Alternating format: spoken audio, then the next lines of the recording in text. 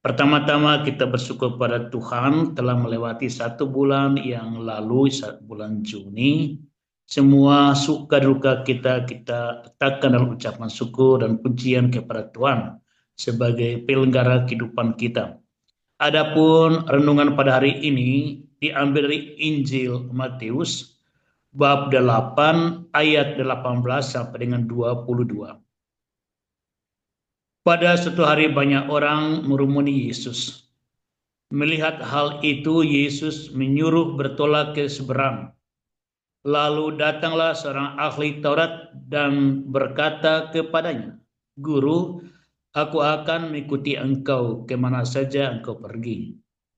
Yesus berkata kepadanya, "Serigala mempunyai liang dan burung mempunyai sarang, tetapi Anak Manusia tidak mempunyai tempat untuk meletakkan kepalanya." Seorang lain, yaitu salah seorang muridnya, berkata kepadanya, "Tuhan, izinkanlah aku pergi dahulu menguburkan ayahku." Tetapi Yesus berkata kepadanya, "Ikutilah aku, dan biarlah orang-orang mati menguburkan orang-orang mati mereka."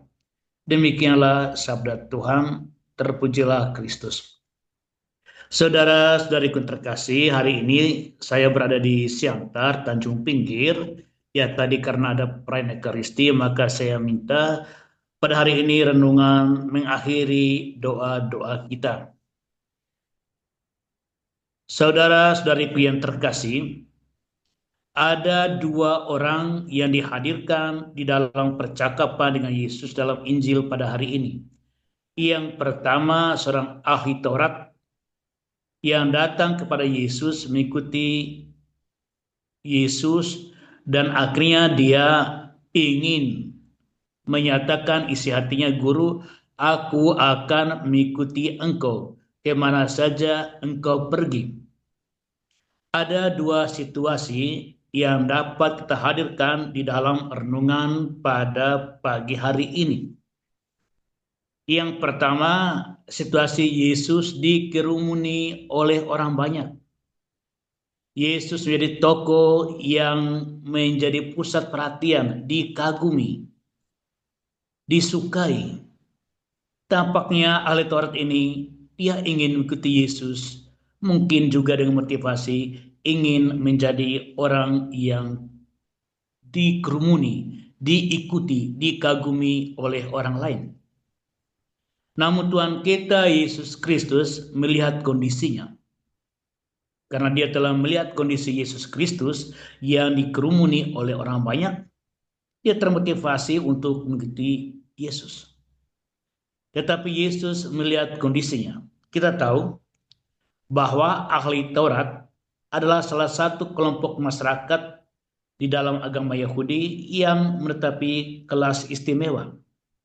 Mereka ahli ulama, ahli kitab, pasti mereka punya properti.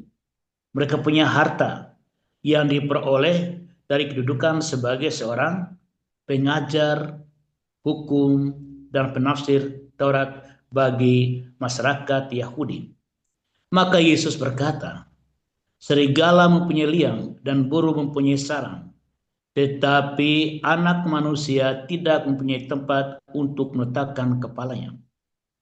Dengan ini hendak dikatakan kepada kita bahwa jangan mengikuti Yesus melihat dia wow. Jangan melihat kita menjadi orang Katolik, melihat Katolik wow dengan seluruh karya-karya gereja Katolik. Tetapi di balik itu ada satu nilai yang membuat Yesus wow. Ada yang membuat gereja Katolik wow. Ada yang membuat orang Katolik wow.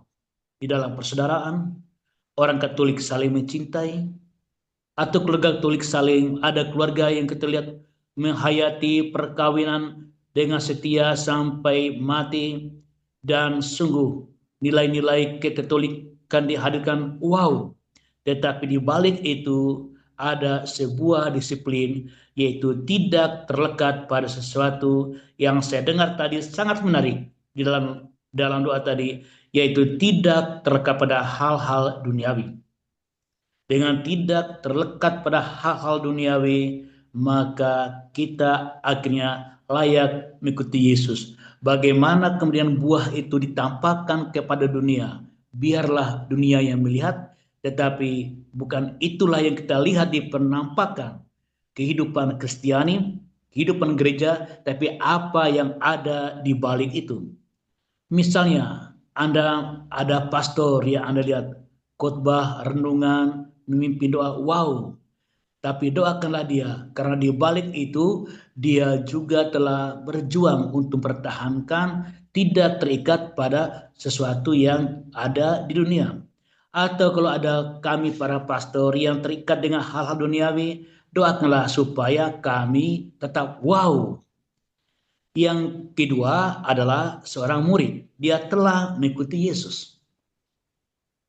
Dia sudah berjalan bersama dengan Yesus. Tapi kali ini dia minta izin pada Yesus. Tuhan, izinkanlah aku pergi dahulu menguburkan ayahku. Wah, di sini Yesus membuat suatu pernyataan yang cukup mengejutkan. Yaitu, ikutilah aku. Dan biarlah orang-orang mati menguburkan orang-orang mati. Tadi ahli Taurat belum mengikuti Yesus. Kini adalah salah seorang muridnya. Artinya orang yang telah mengikuti dia. Nah, di sini apa Yesus katakan kepada mereka yang telah memutuskan untuk mengikuti dia. Seperti murid tadi. Yaitu jangan melihat ke belakang.